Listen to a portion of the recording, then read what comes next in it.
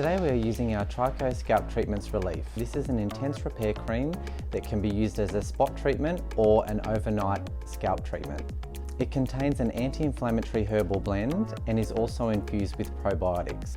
It can be used on any skin type to relieve symptoms such as itching, flaking and redness. We recommend you apply this to pre-shampooed hair and leave it on overnight to then be cleansed out in the morning. Today I'm going to demonstrate to you how to use this as an overnight scalp mask. Before cleansing, we apply the cream to the scalp. Pop some on our finger and we get a part in the hair and we rub it into the part area because we actually want to get this treatment onto the skin. Ideally, we want to get more of this product onto the skin than what we would on the hair. So as you can see, it's easier to apply when the hair is parted.